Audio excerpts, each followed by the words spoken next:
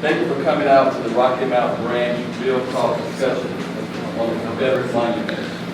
Tonight, we are here to discuss an issue that is burning throughout the United States and in our own hometown. After the violence and the bloodshed that was suffered in many in Charlottesville, Virginia, we recently protested in towns, cities, college campuses, and there are no more important discussion that the NAACP can have today than how we remember the Civil War and its monuments that are found in every town in the South. The time has come to act on removing these reminders of how the Southern states tried to split our nation apart because they wanted to continue the inhumane, unjust, unrighteous treatment of black people for their own personal gain. Tonight, we want the truth to be told about the war, its impact, and what we see today. We want to discuss why people are so moved to want to see these monuments to white supremacists remain. And we want to understand why it is important now not to shy away from having this hard discussion and talking courageous and taking courageous action to move our city, our region, our state, our country forward. Dr. King was in the Birmingham jail, and he said, "I'm in Birmingham because injustice is here. Injustice anywhere is a threat of justice everywhere. Whatever affects one directly affects us all indirectly." I want to thank you all for being here and want to especially recognize our ministers, our elected officials. I'd like to thank the visiting members of our sisters NAACP chapters for coming here tonight, and especially to thank Sister Sylvia Barnes, our state NAACP secretary, and Ms. Olinda Watkins McSurely, executive board members of the state branch. You might want to stand up so we know who that is. Ms. Barnes. Ms. Barnes, you can stand. You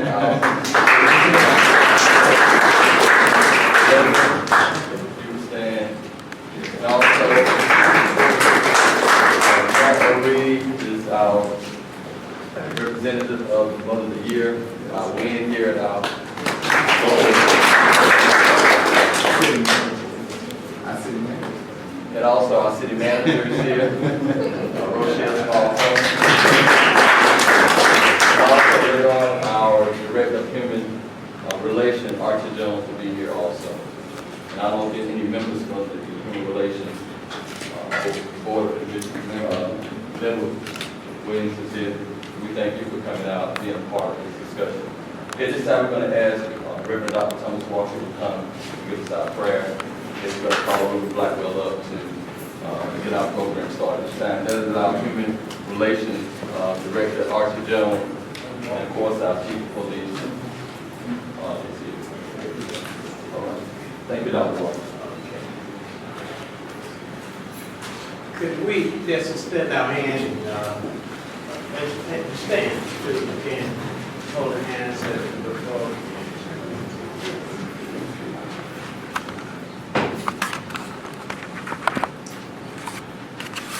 God of our weary years, God of our silent tears, Thou who hast brought us thus far on our way, Thou who hast by Thy might led us into the light, keep us forever in our path, we pray. We thank you, O Lord, that you brought us together tonight, and we realize deep in our hearts that we're tied together in the single garment of destiny. And we know that the struggle continues. We ask that you lead us tonight as we discuss this matter before us.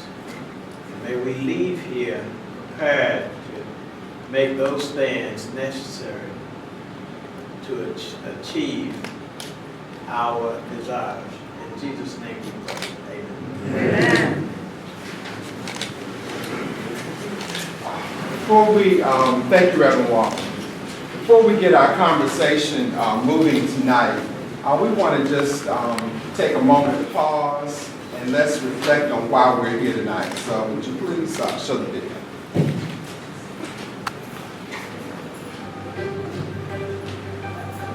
You will not replace us!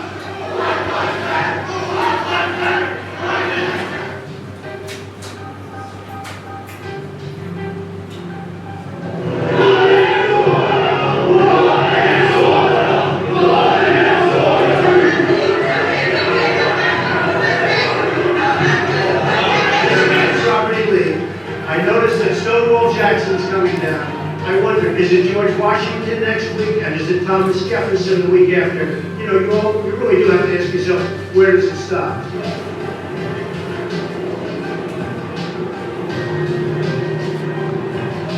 You have a lot of people in that group that were there to innocently protest, and very legally protest, because I don't know if you know, they had a permit. The other group didn't have a permit.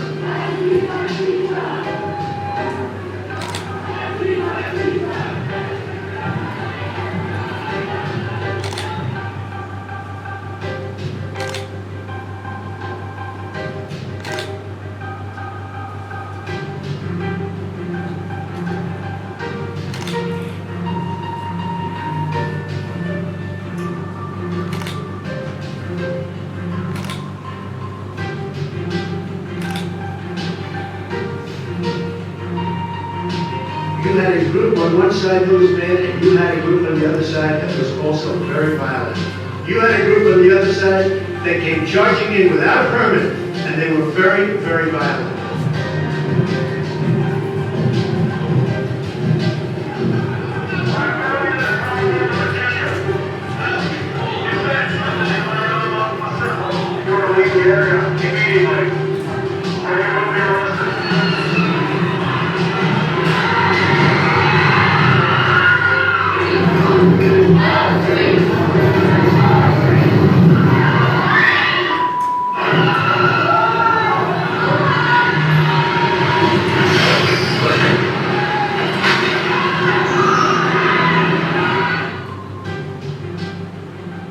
You can call it terrorism. You can call it murder. You can call it whatever you want. I would just call it as the fastest one to come up with a good verdict. That's what I call it. Because there is a question. Is it murder? Is it terrorism? And then you get into legal semantics. The driver of the car is a murderer. And what he did was a horrible, horrible, inexcusable thing.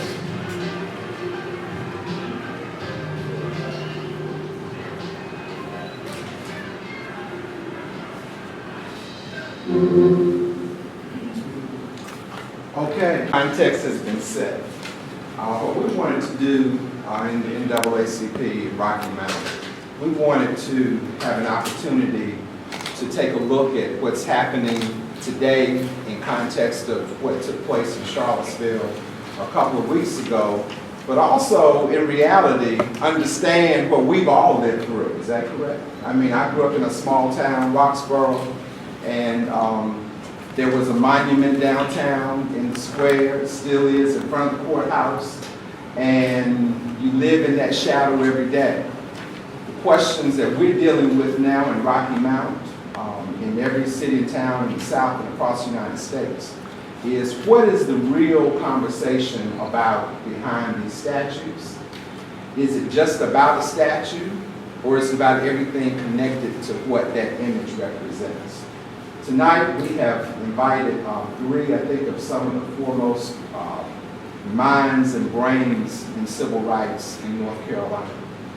We have with us today Al McSurely, who is the legal redress chair for the state NAACP, who actually served as the first chair. You all got all this bio, so you see it's hard to put everything these folks have done and condense it down. But Al McSurely has led every legal challenge to unjust and unrighteous laws in the state of North Carolina through the NAACP for the last, how many years now? 29 years. 29 years. 29 years. And you're going to see when you read his bio that he was actually charged by Congress with sedition. And what's that other terminology? It was by the East Kentucky prosecutor with sedition, and Congress was contempt of Congress. Contempt of Congress. and he beat the charges. And I don't think he's true about the 29 years. I've been working 30 years over here in Rocky Mount, so it's been more than 29 years. I've been knowing you. But he is a true leader that understands the law in every terminology, and he terms himself as being brought up the hard way. Legal jiu-jitsu is what we talked about earlier. Gene Nichol leads the UNC, well, it used to be UNC Center for Civil Rights. Poverty Center. And Gene actually helped document poverty in North Carolina and was with us. In fact, did we end the tour here? We ended the tour right here in this room in Rocky Mount. In the auditorium. Oh, see, I'm getting my history mixed up. But he was right here documenting poverty throughout this entire state. It's publishing a work now that sort of puts all that together and has contributed to scholarly conversations about race and civil rights and civil action in the South in the United States. Dr. Vann Newkirk is one of our own right here.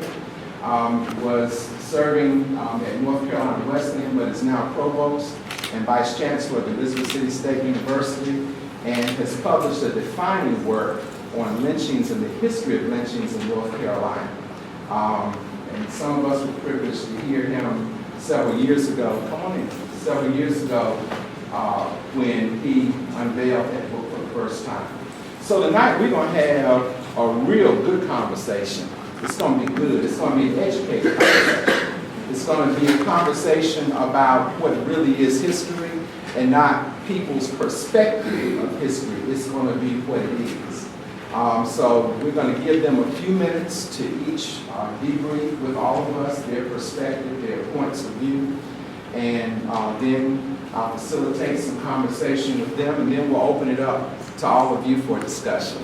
And we got other rules and regulations. We got Bill Jones, good friend in the back, who's going to help us with time with that. But we'll get to that part when we get to it, okay? In the meantime, I'd just like to ask Al, and then Gene, and then Dr. Newkirk, if you close us out with some initial comments about what your perspectives are related to this whole discussion around the Confederate monuments.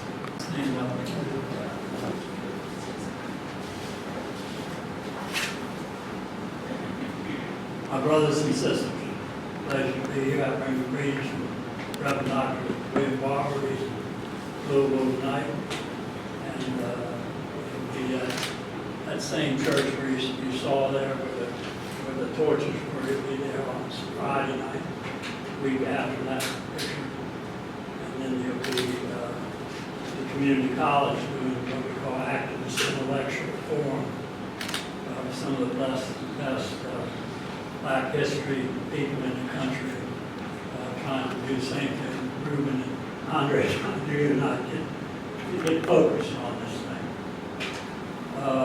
Let me just, my opening was to talk a little bit about there's statutes and then there's general statutes. Gene and I are lawyers, we know what those are the big green books. That's the policy that is put in place by the people we elect. And the whole court system and law enforcement system is designed to carry out those policies. So at the end, I will be talking about those statutes and general statutes. Secondly, on the question, I see it as we need to what we call toppling statutes. Dr. Darrell Horn, that's his favorite term, toppling, as in Silent Sam coming down. Or the guy over in Durham came down the other day, you may have seen that on TV. And then there's also the idea of building, not just statues, but memorials to the great heroes who won the Civil War for the United States of America and to end slavery, which have very few statues anywhere in the South. And the American flag, you would think the Confederates were going to get more Confederate flags than American. I just wanted to spend about five minutes on three people I'm nominating to have statues of, maybe some right here in Rocky Mountain. I call them Abraham, and John. You've heard that somewhere. That a lot of them sing. The first is John Brown. He was a God-fearing man, a white brother born in upstate New York. He and his wife and many children headed out for Kansas to build a new life for themselves in a new flawed nation called the United States of America. It was flawed because they allowed the South to maintain slavery to put together this shaky constitution. The Southern slavers tried to move the original sin and system of slavery to Kansas. John Brown, who believed slavery was a sin, and his sons arranged a surprise armed welcome for the slavers who came into Kansas, and they ran out. A couple of them got killed in the process. The slavers told everybody that John Brown was a madman. He was not. He was mad. He was angry, but he wasn't insane. Others said he was a prophet. He walked the walk. John watched the slavers when the Dred Scott case was ruled against, allowing expansion all across the Midwest. And he also watched the United States Senate, like we're watching it today, sitting on their hands while this sin is allowed to continue. He had an idea, and he had a friend named Shields Green, a freed slave whose wife was still in slavery. This is a very short story, it's a big story. The two guys traveled up to New England to meet. There were 6 rich people near Boston who were going to fund his crazy idea. And Frederick Douglass was up there, an old friend of John Brown's who'd been closely advising. They went there, and John Brown laid out his idea, which was basically, most of you know it, he was going to train about 25 soldiers, all of his sons, and about 4 or 5 freed slaves who had joined with him. And they were going to go to the Harper's Ferry U.S. Armory in Harper's Ferry, go in, break the door, pull out the guns, and take them down to the Appalachian Mountains, down where I was arrested for sedition in Kentucky, and hand out the guns to any slaves who could make it over to the mountains and start guerrilla warfare against slavery. That was the idea. The slogan was, if you can make it to the mountains, you will be free and armed to defend your families. That was the leaflet they were passing out in the plantations. I could tell you many stories about John Brown, and I hope everybody here gets a chance to take their kids out to Harper's Ferry. Wonderful exhibits there. A year later, he of course was captured and hung, and I recommend Kylie read his statement that he made just before he was hung. 1859, 50 dates. 1859. 2 years later, really toward the end of 1860, 1861, these young white boys from the Citadel down in Charleston got in a rowboat, rowed out to the United States Navy harbor, fortress out in the harbor of Charleston, and took it over and dragged down the American flag. Lincoln, who had just been elected, just been inaugurated in January of '61, he gets his admirals and he said, get all the ships we have here in Washington and down Norfolk, all the way down to Chesapeake Bay. Most of us are familiar with that area. And I want you to sail to Newkirk, right down the road from here, and take it over. New Bern is going to be a liberated zone from 1861 on. Now think of the parallels between John Brown. Just a couple years before it done this, everybody said it was crazy. Lincoln is president, and he's going to do the same thing. He's going to come down North Carolina with guns, take over this Navy fortress and free the slaves. So I say that to give us hope that even though we have this clown up here in the White House that you just saw spewing his narcissistic garbage, there's plenty of hope. Things can change really, really fast when the American people finally get it. And I believe that's happening right now. Lincoln sent the Navy down here, and they set up the Liberation Zone. The new slogan was, if you can make it to Newkirk and join the United States Army, you will be free and armed to defend your families. That was the leaflet that the U.S. Navy, who were taking over Newkirk, started to hand out to on every plantation from Newkirk to Raleigh. All of you have been on Route 70. I know you live on 64, but Route 7 is the route that was called the Freedom Road. All this is in the history books. Have you ever heard about that? Lincoln, like all God's children since Jesus, was flawed and made several errors. I don't want to spend time on that.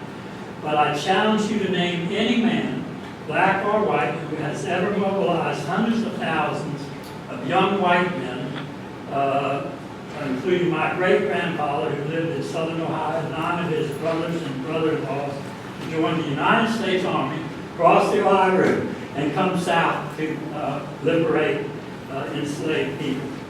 There's another Abraham Galloway. This is the third one. Remember, I said Abraham and John. Abraham Galloway, who I want to introduce to some of you tonight. I hope some of you already know about. His story needs to be in every school in our state because he's the most important civil rights hero we have ever produced. We being North Carolina. Abraham Galloway, born in the wilderness. He was born in Wilmington, and he had a fighting spirit from the day he came out.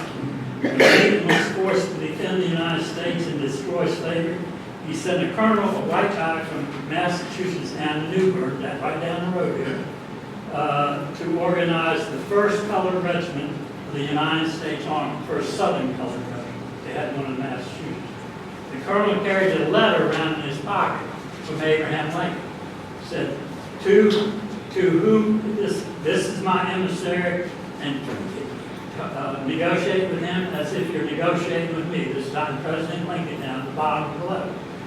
So this guy carries the letter around in Newkirk, which was by that time had maybe 40,000 to 50,000 African free people. They weren't yet U.S. citizens, but they were people. They turned from chattel slavery to human beings, a fairly major leap, and then when they joined the army, they became citizens. That was the deal back then. You guys had to pass the 13th Amendment. This colonel wanders around the street, keeps saying, anybody want to help me form the colored regiment? That's the story. And nobody says, everybody said, see Abraham Galloway. Everybody talked to said, see Abraham Galloway. The colonel was going crazy. He said, who's Abraham Galloway? Who's Abraham? And finally, this woman who owned this kind of bar, a free black woman, comes up to the guy after about 3 days and says, I hear you want to meet with Abraham Galloway. He said, yes. She said, follow me. He walks over to this restaurant. They put a blindfold around him. He walks up the steps. He's the only white person anywhere near. And he sits down across the table just like this. They take his blindfold off, and there's Abraham sitting right across the table with about 6 handguns and several guys standing behind him with rifles. This is called a negotiation session. And He didn't work for Dr. King. the colonel says, so Abraham says, I hear you're looking for Abraham Galloway. And the guy says, yes, I am. And he says, that's me. And then the colonel is so happy, he's going to pull out his paper, his letter from Abraham Lincoln, and I'll read it to him. And Abraham stops him and says, Colonel, I know what you want. Here's what we want. And he picks up a list of 10 demands. You know how the Black Panther Party had 10 demands? He picks up his 10 demands, lays it on the table. First demand, we get paid as much as your white troops. Remember, there was a big debate going on back then. Second, we get guns that are as good or better than the white troops. Thirdly, if we get caught, you're going to spend as much money and time trying to get us out of there because you know they're going to kill us and torture us more than they are the white guys. And they had this list of things like that. They went down all of them. And of course, they had a fairly good negotiating power, what do you call it, power ratio. Bargaining power, yeah, bargaining power. And he said, yes, sir, yes, sir, yes, sir. Checked off all 10. Now that story, how many people have ever heard that story? The story is in a book that was just written by a friend of ours named David Sasevsky. Teaches over at Duke. He's written 2 other books, The Waterman Song, which is also about this area that you all have brought up in great history, which is about black people living here before the war and how they learned to do guerrilla warfare, which is Abraham Galloway learned from his black brothers and sisters, some of them maybe your ancestors, who knew the waterways and the creeks and all the swamps and everything in this whole delta, I call it the Carolina Delta, estuary, all the rivers, creeks coming in off the ocean that characterize this whole beautiful region, which unfortunately was also where all 90% of the big slave plantations were in the first 100 years of slavery.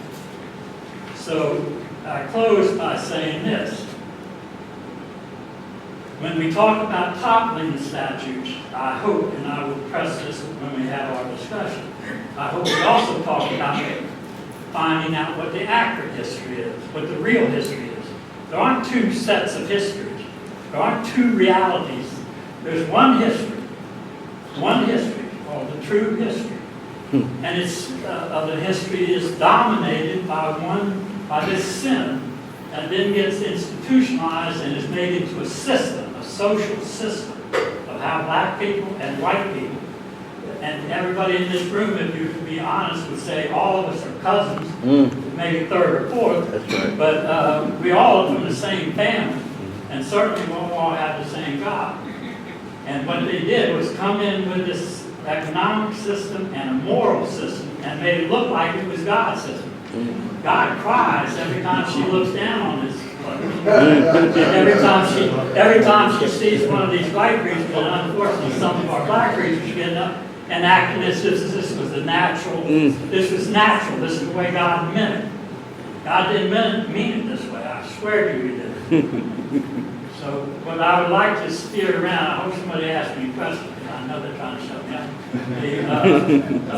is what are some heroes and how can we get our kids particularly, and how can we get our history professors from, we got a great one right here on the panel. How can we get our historians? This is their profession. This is like I'm a lawyer, or Gene's a lawyer. That's our profession, to look at the law and try to figure out how to use the law. Historians, professional historians are trying, they don't want to lie. Their job is to make it accurate. There's only one history out there. There's only one reality that took place. And unfortunately, the people that wave the Confederate flag think they won. So right away they start off with the bad purpose. Thank you. Before you back to it, Yeah. there are 2 questions. Can I just ask you the whole? Okay, please. Jermaine, listen to this comment. I understand. Just remember, You're going to get a chance. We're going to give you a chance, but what I do want to do is give, because I'm telling you, one is going to lead to another, because these are some good movies here. So we want to have really inspiring, so please write it down, please. And then, James, please, finish your Thank you, Ruben. It's great to be here. I have been honored to work with OIC before. It's great to see Andre, Ruben, my old friend Al. Glad to meet Dr. Newkirk. I was thinking too, it would be wonderful to have a statue to Abraham Lincoln, and we could put it in Wilmington, which would give a special credence to it. As I start, I'm a professor at UNC, and I know this is strange, but whenever I speak, I am asked to say that I do not speak for the University of North Carolina. In case you're wondering, it doesn't really seem necessary at this point. I'm barely allowed to speak at the University of North Carolina. And since this forum involves expression a little bit, I did want to say that I happen to be unaware of any theory of the First Amendment which would allow a university to say that one of its 3,000 faculty members, and only one, is required to say before you speak or write that your university disapproves of you. So I don't know if that applies to you, Dr. Newkirk, or not. But I don't mind it too much. I think it's sort of an honor. I know these, I want to talk about the sort of public symbol, the legal side of the issue that I know you guys are looking at here at Rocky Mountain with this monument. And I know some from my own experience that questions of public symbols can be wrenching for communities. I've had a little experience with those myself. So I'm just going to say 2 or 3 things. I'm going to speak for 5 minutes, 5 actual minutes. I've been on many hundreds of panels with McSurely. I don't mean 5 McSurely minutes. I mean 5 actual minutes by the clock. So I just want to make 2 or 3 points. The first one is a matter of constitutional law. I think it is important to note that this question of the monument itself is not actually a First Amendment issue, or at least not a direct one. If somebody wants to put a Confederate flag on the back of their truck, I don't like it, I detest it, but the First Amendment maybe lets him. He wants to put a flag on his property, and flags are allowed in the neighborhood. The First Amendment probably speaks to that. Maybe even in some settings, wearing a t-shirt with a Confederate flag can be constitutionally protected. And a private graveyard can be protected by the First Amendment as well. Private expression, even if it's offensive, can be protected by the First Amendment. But second, and just to make the point, and I guess it's obvious, these memorials are not private expression. They are a form of government or collective speech, where through our government, through our representatives, we choose to collectively express ourselves as a group, saying broadly that, well, we honor this, or we embrace this, or we deride this. We speak as a group, not solo, not privately. That triggers different issues. The First Amendment doesn't require that we put up a memorial saying that we admire the Civil War, or its leaders, or its veterans. And if we choose to pull one down, the First Amendment doesn't speak to that question either. It simply says we choose not to embrace that view. The First Amendment doesn't intervene. Here's part of the reason. Let me just try to explain it a little bit. I want to use a different example to try and illustrate one part of what I'm trying to say. I was the president of William & Mary for a number of years. It's a little state university just kind of up the way here. And while I was there, I made a controversial decision that I got in a great deal of trouble for.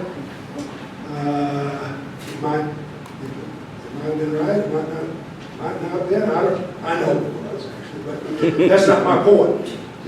William & Mary had a Christian cross, state school, public school, had a Christian cross displayed in its most central place on the university campus, used for both voluntary and mandatory university events.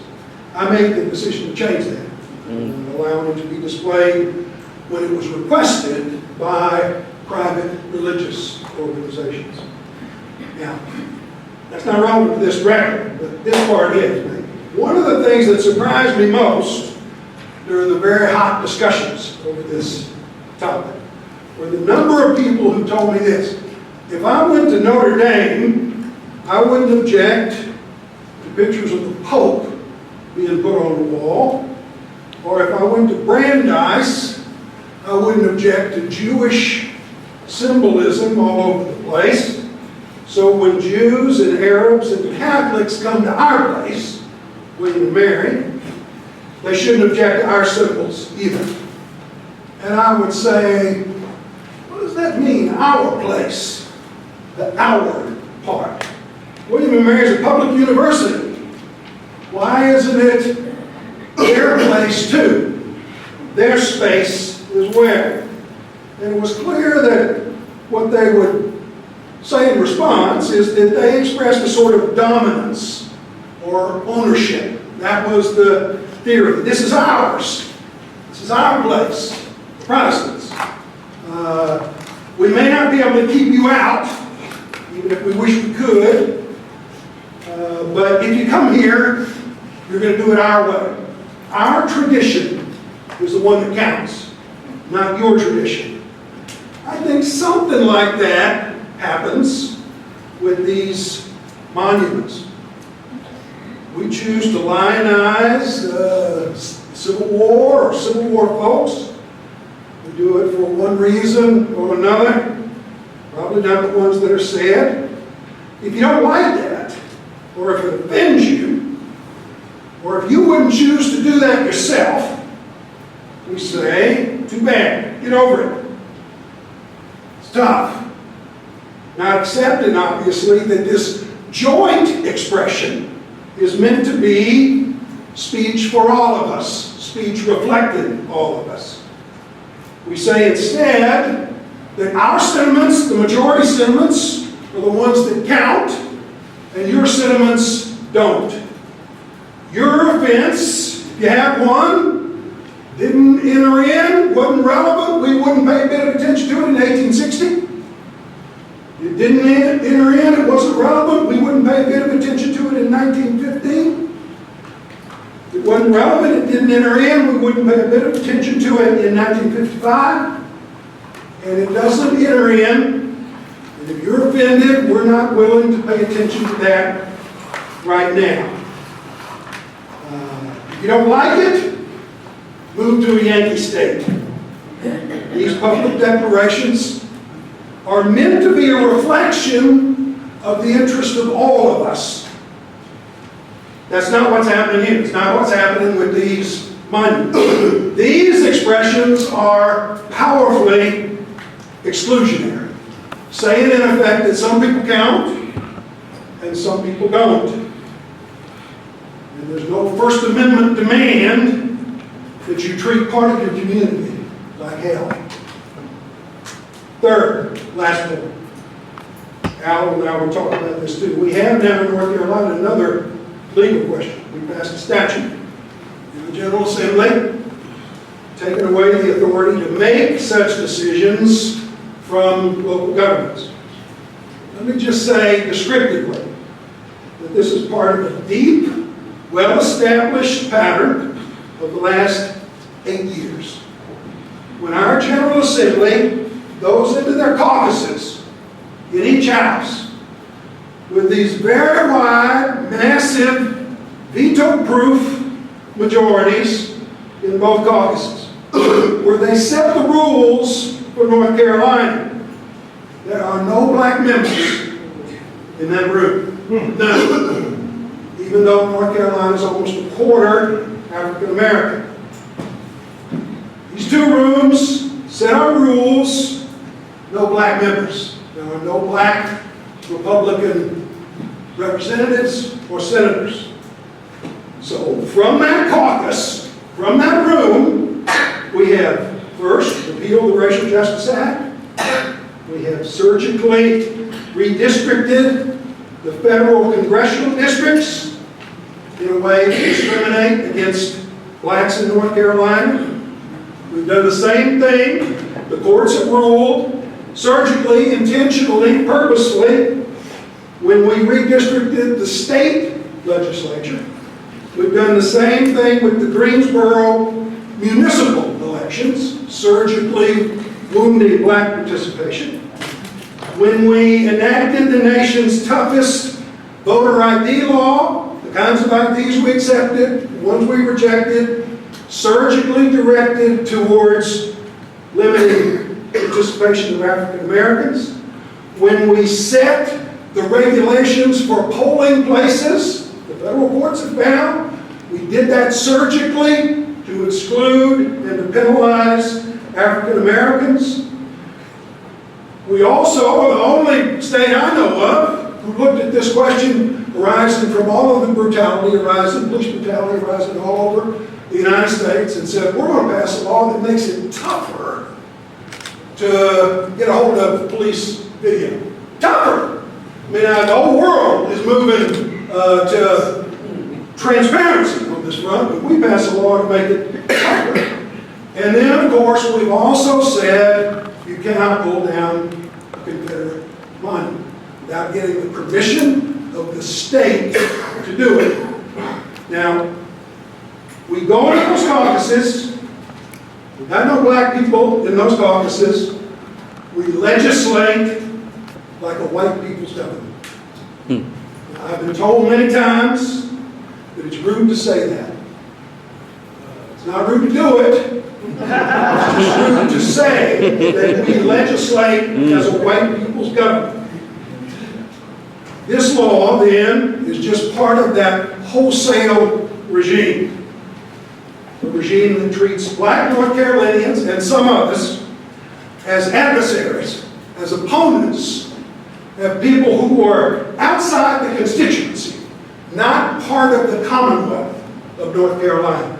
That is the war that we are in. This is part of the battle against African Americans, against poor people, against gays and lesbians in North Carolina that's being waged right now, a war for our own decency. So this is part and parcel of that fight. And it's not surprising that we face the sort of challenges that we do.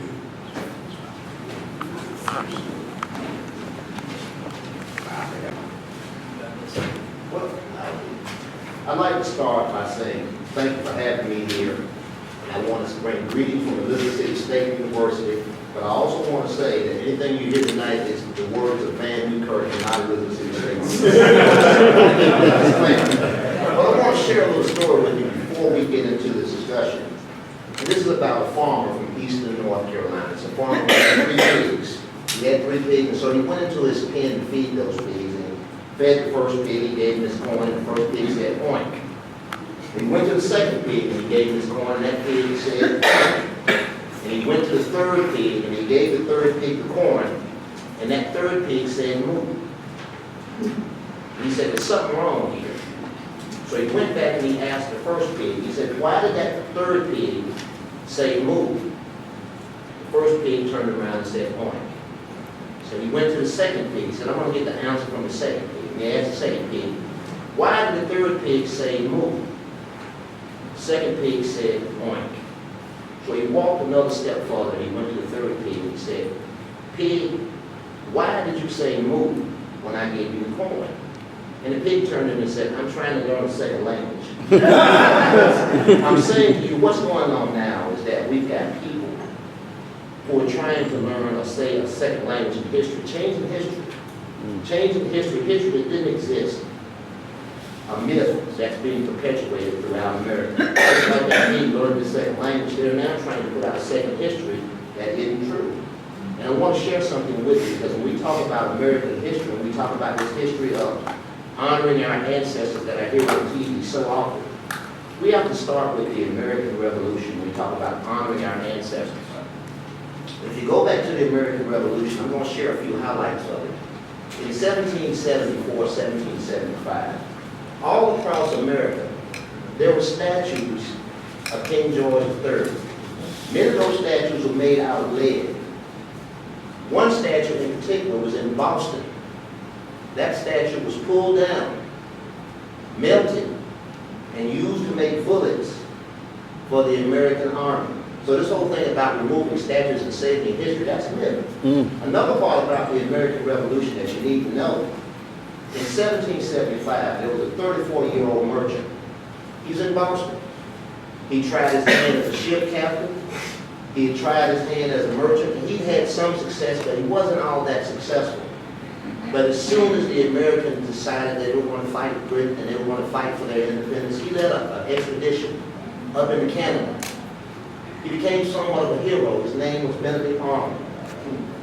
Benedict Arnold became a general. He was a really, he understood strategy. Men wanted him to be the commander of the American Army. He had really done so many things. He actually led an invasion into Canada. Anyway, we get to the Battle of Saratoga. Saratoga is where we actually got our independence, if you don't know about that battle. But in Saratoga, there's a British army which was marching down. They were going to split New England off from the rest of its colonies because they felt they could split Massachusetts off from the rest of the colonies, they could put down the rebellion. There was a British general named Burgoyne, he's leading this expedition. And they get to a place that's just outside of Fort Ticonderoga, going to Albany, New York, and the American Army is able to impede their progress. And there's this one general, his name is Benedict Arnold. There's a general that's in command who's named Gates. And they called him Granny Gates because he moved so slow in making decisions. But the British were moving in, and they needed to try to surround the British. They were trying to stop them from moving down the side of the river. And the American general would not make a decision. The person who made the decision was Benedict Arnold. He went without orders and led an expedition of American troops toward the British lines. And he was able to stop the British, and he was wounded in his leg again. The reason I'm telling you this story is because it's on the battlefield of Saratoga today. There is a statue, but that statue is a statue of Benedict Arnold's leg. And the reason that statue is on his leg is because he later defected and went to the British. And America will not put a statue up to a traitor. Benedict Arnold was a traitor, and the people that we're talking about today, that we have all these statues around, are traitors. They went against the United States. On the battlefield of Saratoga, there's only a statue of his leg in memory of his bravery, not of the person, because he was a traitor. Now, let's go forward and talk about some other things when we talk about American history and what's important in these myths that have been perpetuated. If you look at American history, you go to 1865, the end of the Civil War, right here in North Carolina, we do the Civil War. You know, this whole push was to have equality across the nation. Equality across the nation. The Republican Party, the radical Republicans, they were pushing for this equality across the nation. The party of the plantation owners was the Democratic Party. The Democratic Party was the party of the plantation owners. And for a period of time, right after the Civil War, the Republican Party was dominant in North Carolina. And you had black politicians, you had black political leaders who were all Republican. The Democrats led this push to overthrow the Republican governments. They overthrew the Republican governments in North Carolina in the mid-1870s, and they called it was redeeming the state, redemption of the state of North Carolina, redeeming North Carolina. And when they redeemed North Carolina, all this period of time between 1868 and 1872 was a period of violence, mob violence and lynching.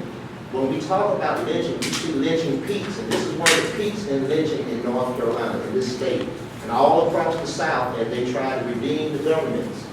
When the Democrats got in control in the mid-1870s, what we saw was that violence went down, lynching went down in the late 1870s, all the way to the 1880s. In the 1880s, you begin to see depressions coming on in North Carolina, and depressions across the South. And as a result of some of those depressions, you begin to see some of the poor whites forming alliances with the blacks in this process called fusion politics.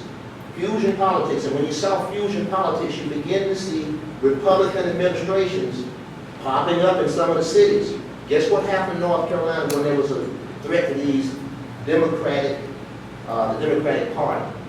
Violence took off again. We see more mob violence and more lynching in North Carolina in the 1880s. And what's going to really be a key for this, in the late 1880s, 1890s, we get a populist government. They actually take the Republican government, the Democratic governor out in North Carolina. And as a result of that, we begin to see these calls of racial purity, because you have to find a way to divide the poor whites from the blacks. Racial purity. One thing that you can do is that you can call on racial purity, saying that we whites have to stick together. That's one of the things that's happening in North Carolina at that time. It's happening across the South. Mob violence is a good tool. You want to drive the blacks away from the polls. Get them away from the polls. That's happening in the state at that point in time. That's happening. And what we find is that people like Charles B. Aycock, a person that there are buildings all across the state named after, who later became the governor, was pushing for violence. He's pushing for violence in North Carolina. He says lynch him. Lynch him as he runs for office. And what we find is that in 1898, you know what happens in Wilmington? They overthrow the government in Wilmington and install a Republican government. And then they install a Democratic governor across this state. Now, at that same time that these events are going on, we have this whole mythology being created about the lost cause.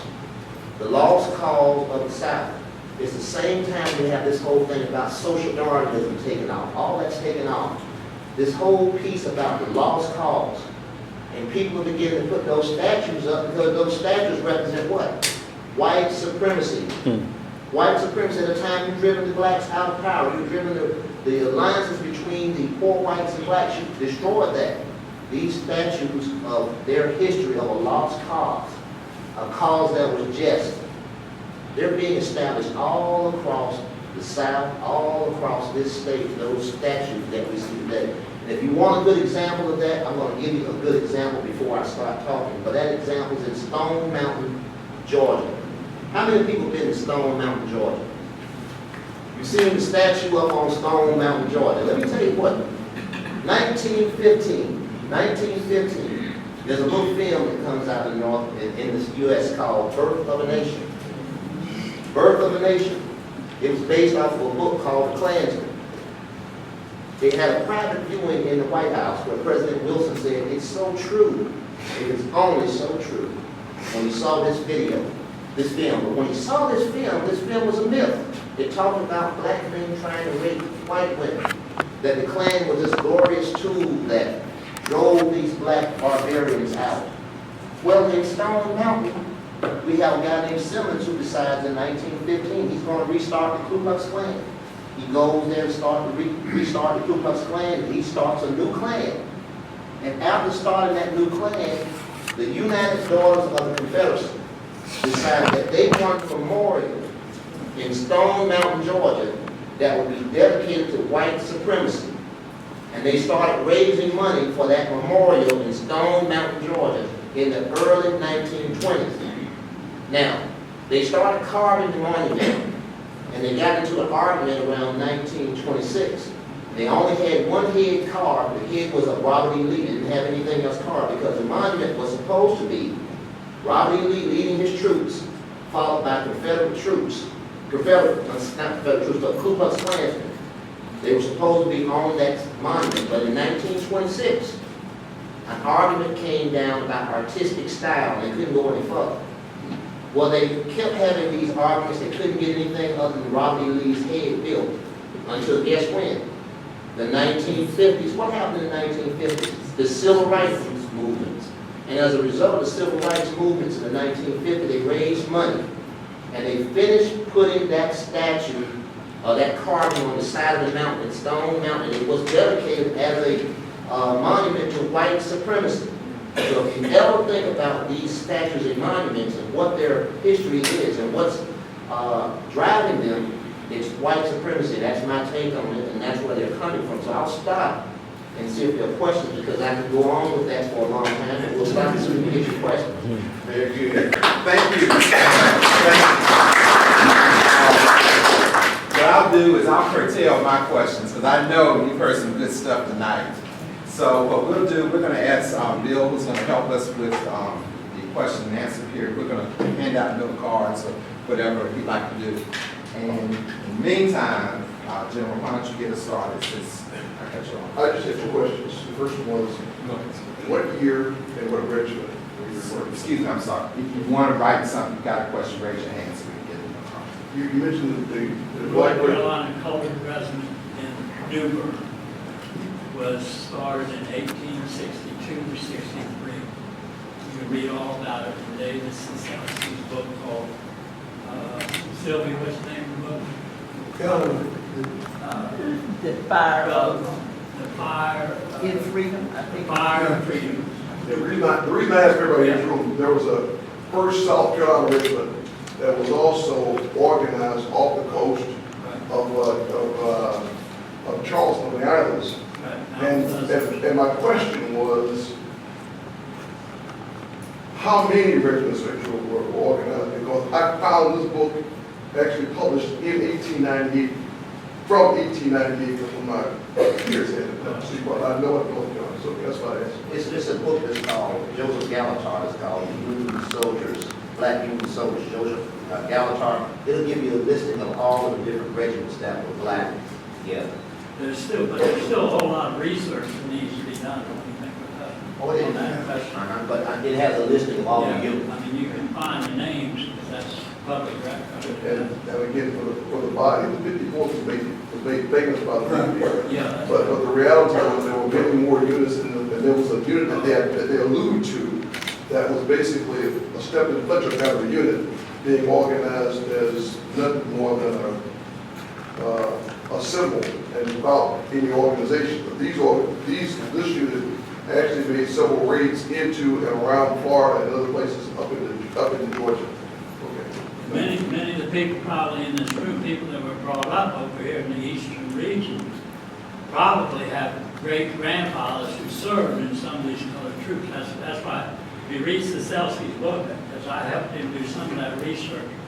And, you know, he just went around and talked to people, and they said, oh yeah, I remember, you know, they were marching out there in Newkirk, getting the regiment all together. There's pictures of it in the book, and if you read it, it'll trigger things in your own family's history. That's what we need, and we need our kids to do that. The teachers should be asking the kids to go do biography, you know, autobiographies of themselves and their parents and work it down, work it out.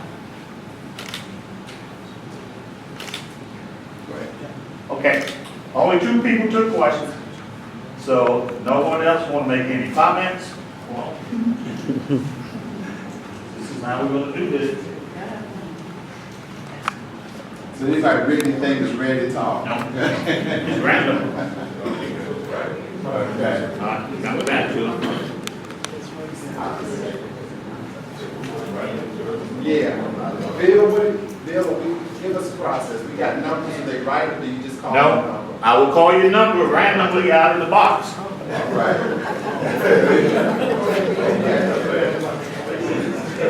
Who else? So this is your time if you want to speak. You don't have to hold your peace forever, okay? But if you want to make a brief, and I would just like to ask everyone to please make a brief comment so we give everybody a chance to be able to talk. Probably having some great panel. Thank you for the rich information. I think all of us probably have heard something that we haven't heard before, or things that we have heard before, put it in context in a different way. Thank you very much. I'm coming. Amen.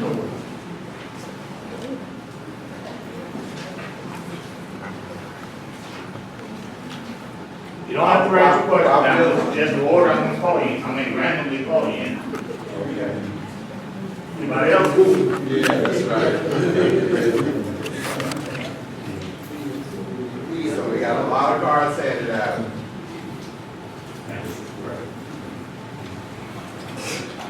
You already had one. Just don't pull that random back. No?